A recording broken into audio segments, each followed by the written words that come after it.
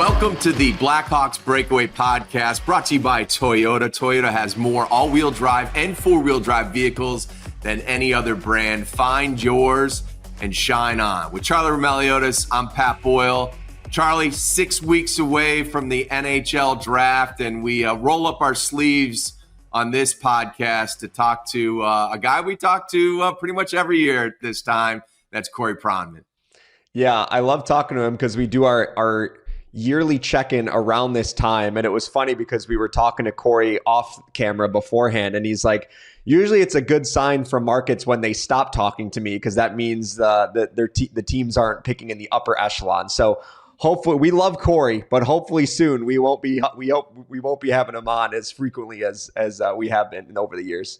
We certainly look forward to those days where we're talking about playoffs at this time and not the draft. But without further ado, let's hear from the guy who knows more about it than just about anybody in the business, Corey Pronman.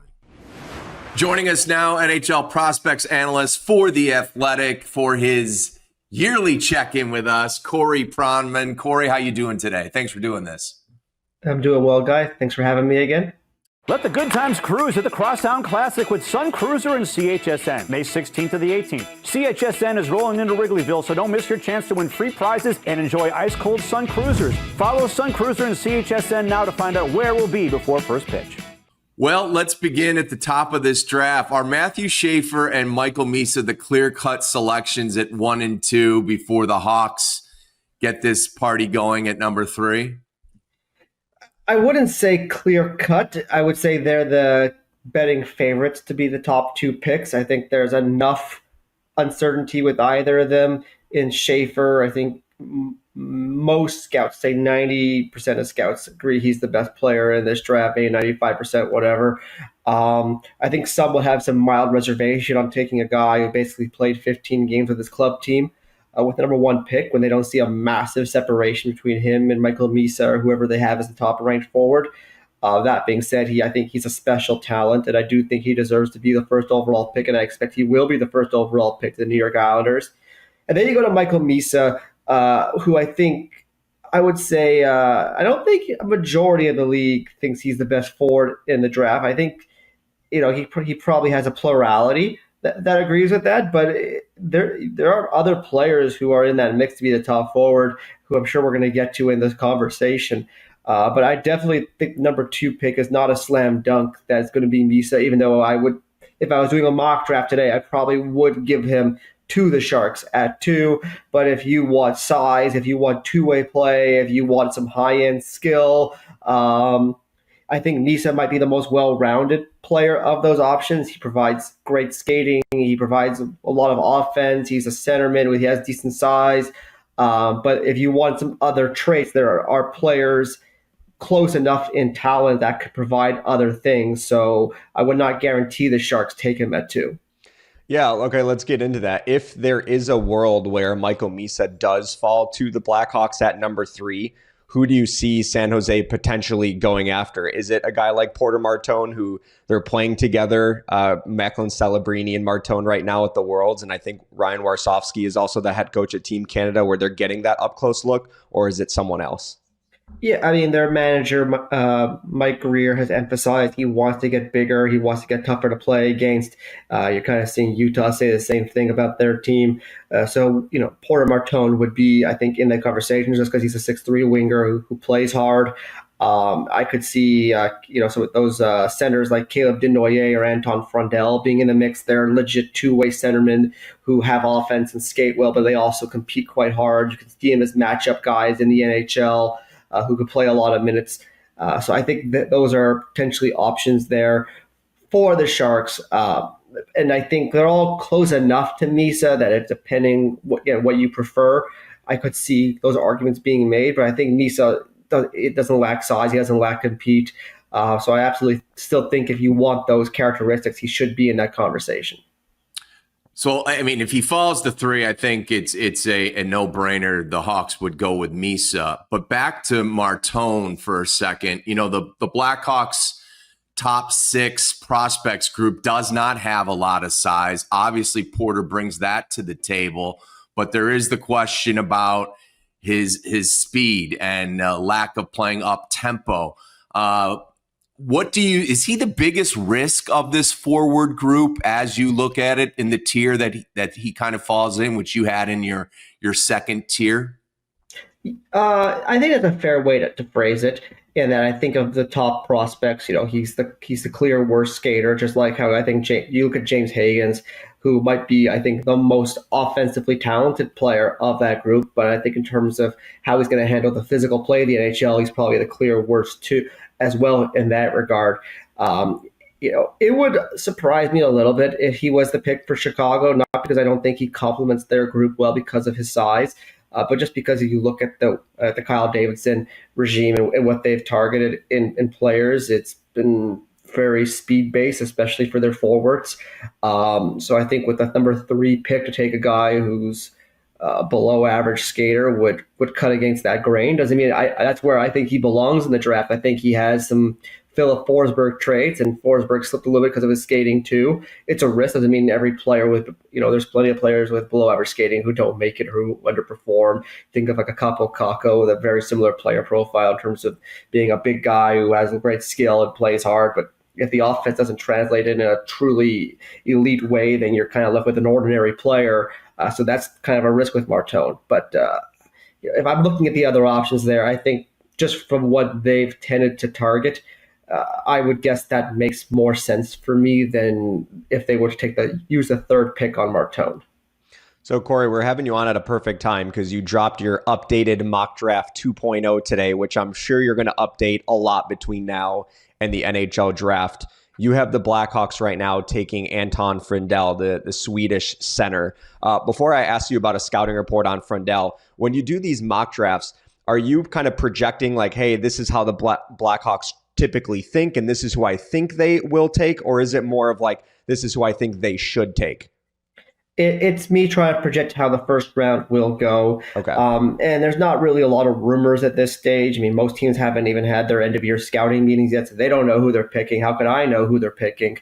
Or how can other teams kind of hear through the rumor mill who they think they're going to pick? This is more just this is where the player fits in the draft, and this is what this team tends to prioritize, and you kind of connect the dots there. So that's what I'm trying to go for in that regard. Okay. And then with Frondell specifically, what's his scouting report? What would he bring to the table if he went to Chicago at 3? He checks a lot of boxes. I mean, he was so good versus men this year. He scored at a similar rate to guys like Pasternak and Willie Nylander and Elias Pettersson when they were the Allsvenskan draft eligibles, although his season kind of ended poorly there at the U18 Worlds. But he's a 6'1" center. He skates well. He's really skilled. He's really competitive. Has one of the best shots in the draft. He's just he's a guy who can drive play. He's a guy you think of, and he could be a top 2-line center on a playoff team. The people who are really, really bullish on him look at the premier matchup centers in the NHL right now. The guys who are a little less bullish still say you look at what Bo Horvat does. You look at what Anton Lundell does specifically for Florida right now. He might be a better skating version of Lundell. Like that, you're hoping for that kind of player, maybe potentially, or a little bit on the higher side there if the offense really clicks. But I look at players like him, and I look at players like a Caleb Desnoyers, for example, maybe Jake O'Brien potentially. But I think Desnoyers and Frondell really, I think, fit what Chicago has targeted. I think like they're both, for example, really upgraded versions of what 𝗙cie 𝗿𝗶𝘶 was last year in terms of just the well-rounded play, but probably having more offense overall. And I think that makes a lot of sense for them. And I think it makes a lot of sense just, give him versatility too. We'll see what Connor Bedard's long-term future is positionally.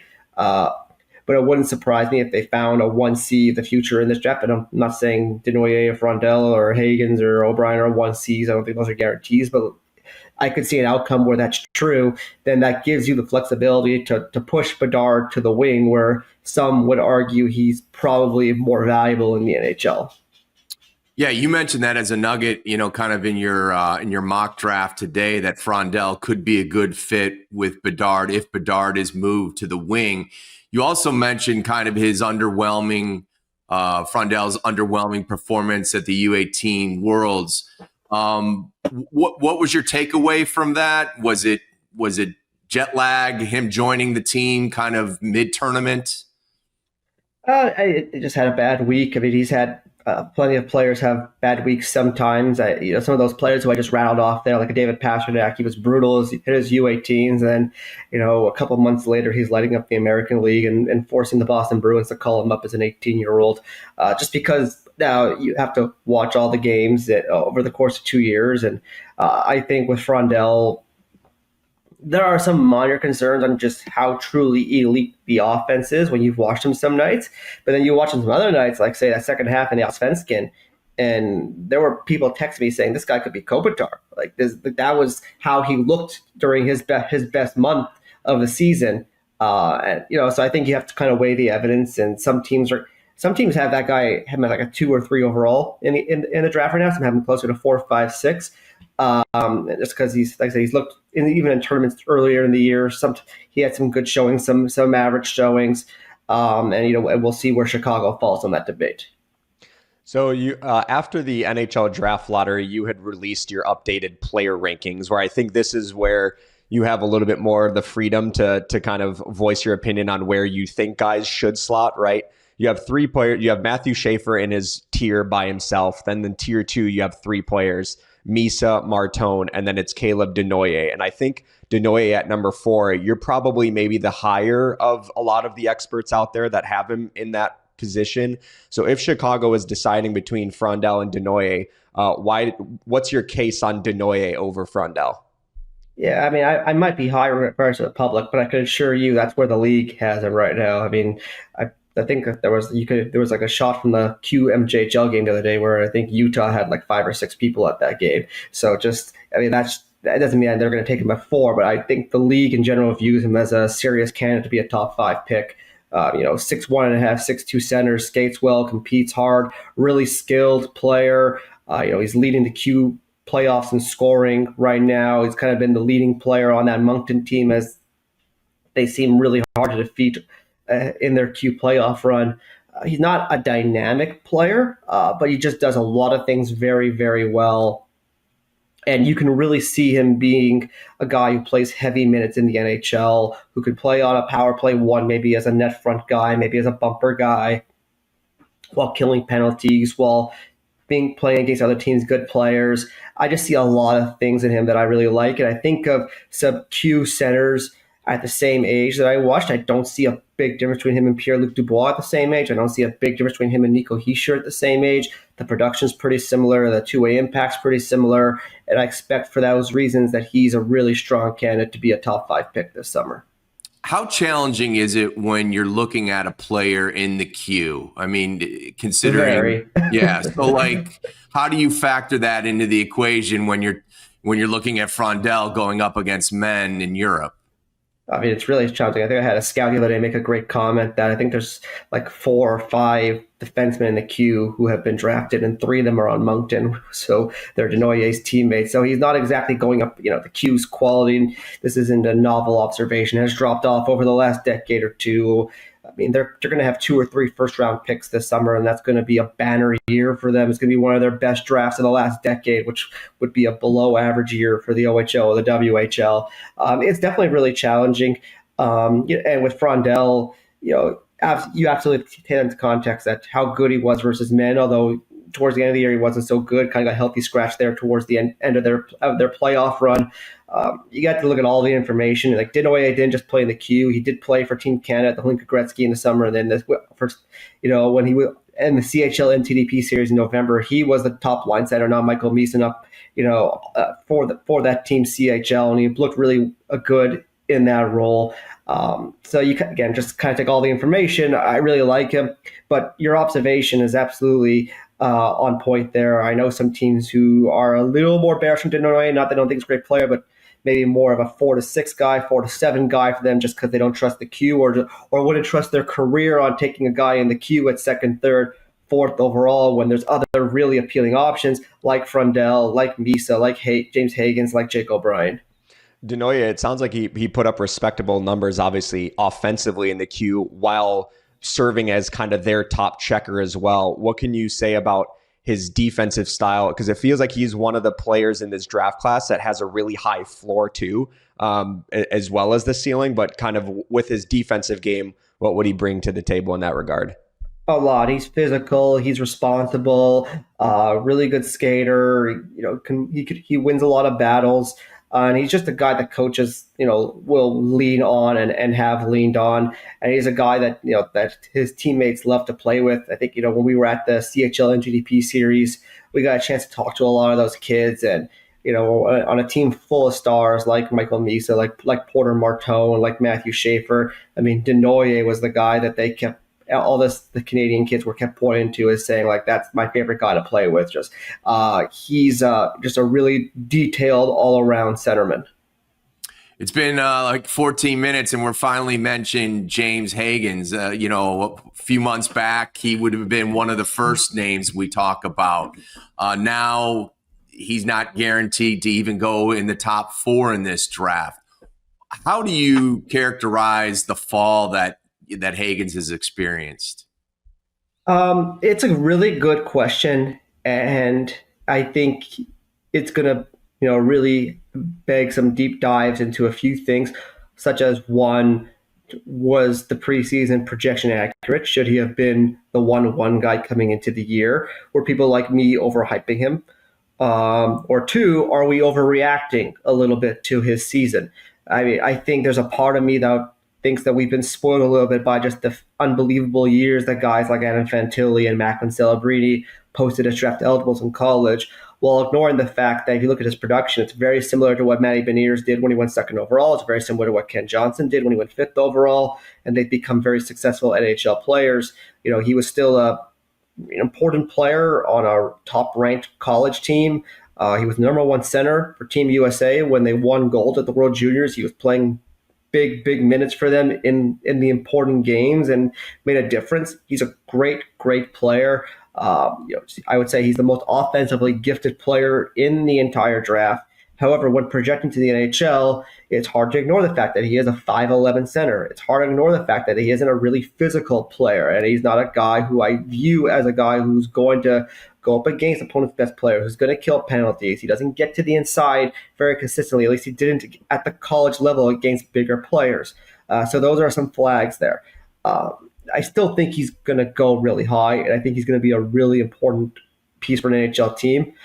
If he's a center, I think that definitely changes the calculus a little bit, because then you can kind of see, he's somewhere in that Logan Cooley to Jack Hughes spectrum where, he's not that big, but he drives play down the middle. He brings so much offense. But I think as opposed to Cooley and Hughes, whose compete was always considered a major asset, don't think James is not competitive, and I don't think that's what really draws you to his game.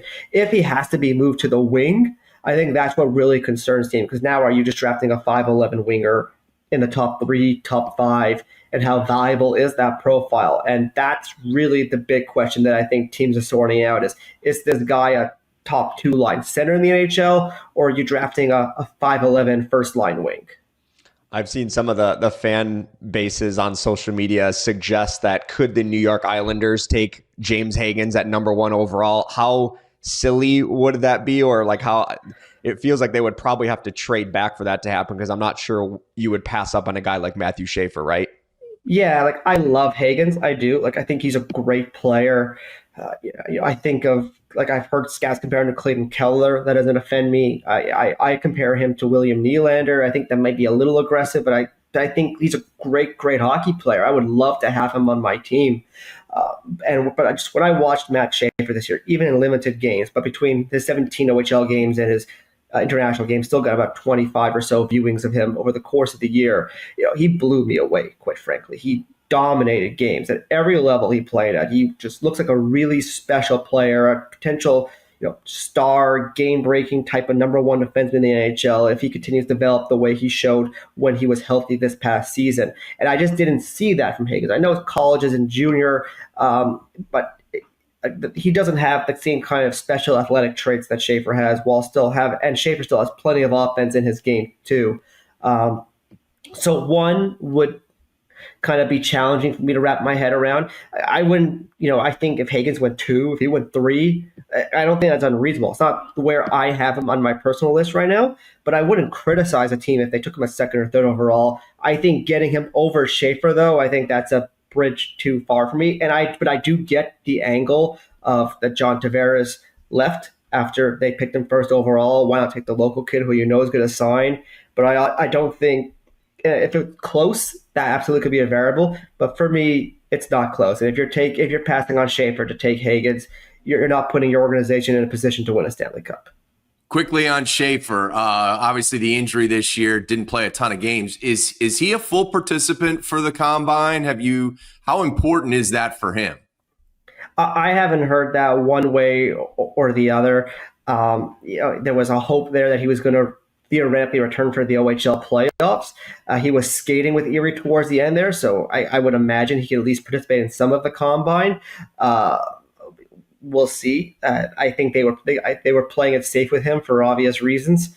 I don't know if it's going to make a major difference for them one way or another. I think we all expect him to be fully healthy. The injury he suffered, a broken clavicle, it's not supposed to be some sort of devastating injury that should keep him out from the start of training camp next season. I think it's just for the Islanders, it's more just really measuring the data they got and making sure they are fully confident that this is the guy. And I think there is enough there, but I can absolutely understand the reservations.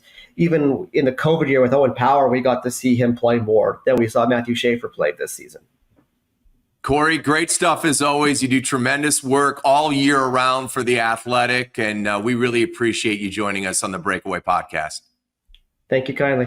Let the good times cruise at the Crosstown Classic with Sun Cruiser and 𝗵𝗄𝘃, May 16th to the 18th. 𝗵𝗄𝘃 is rolling into Wrigleyville, so don't miss your chance to win free prizes and enjoy ice-cold Sun Cruisers. Follow Sun Cruiser and 𝗵𝗄𝘃 now to find out where we'll be before first pitch. Our thanks to Corey Pronman from The Athletic. All right, let's do some reaction to what we just heard from Corey. It sounds obviously like Matthew Schaefer is going to be taking one or two, probably one. We expect Michael Misa at two. He said, 95% certainty those are the 1-2.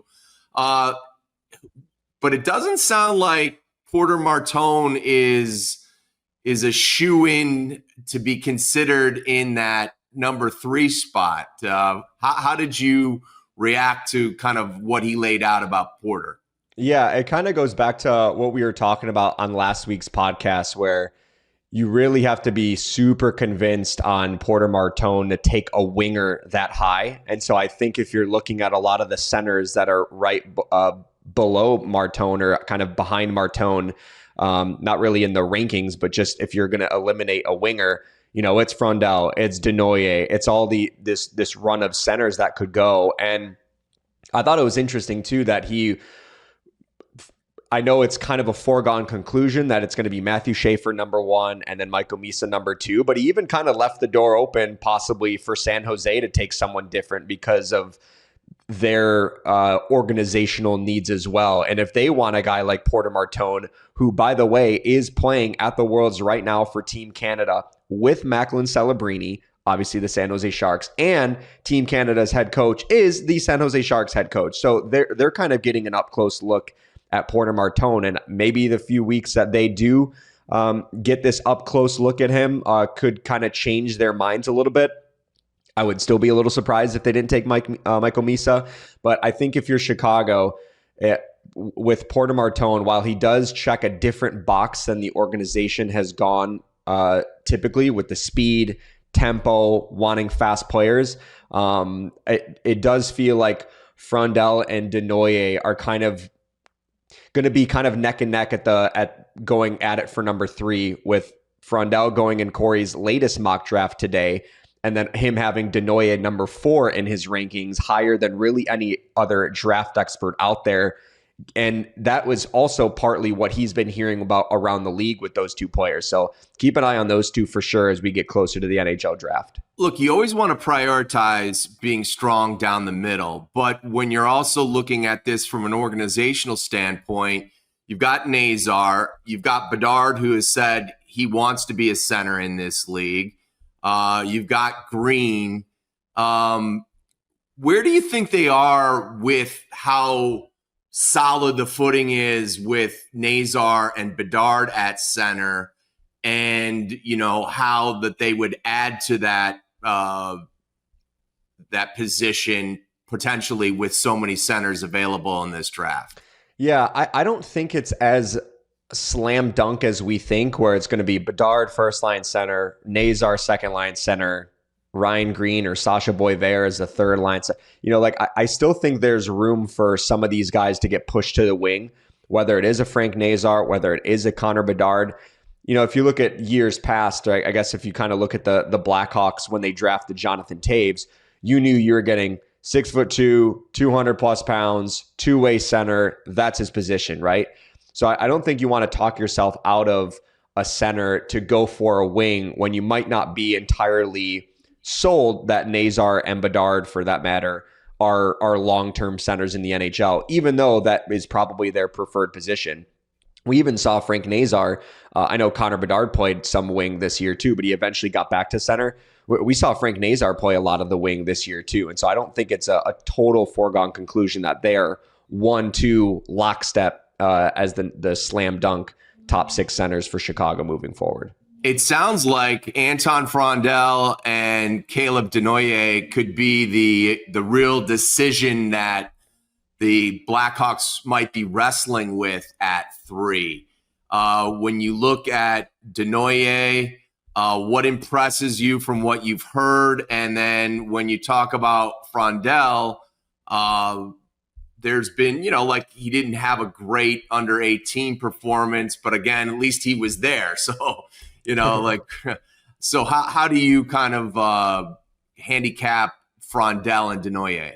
Yeah, well, I'm going to lean on what Corey said about scouts were telling him when Frondell is on, he could be potentially 𝗍𝗂 𝗵𝗃 in that kind of realm. And I know he's talking about more of a ceiling and not like, oh, he's just pencil him in as 𝗍𝗂 𝗵𝗃, because that's a really tough comparable. But when he is at his best, if scouts are telling Corey that they see some of 𝗵𝗃 in him, I mean, that's an encouraging sign with Frondell. And the thing with Desnoyers that encourages me is, I know the Q, like you mentioned with Corey, kind of, it is tough to evaluate because it's just a different league, but putting up the offensive numbers that he's been putting up while also being the top checker on the team, and loved what Corey said about how a lot of the teammates point to Desnoyers as a guy that they love playing with. I mean, that's got to be a real appealing trait if you're Chicago thinking about taking him at number 3 too.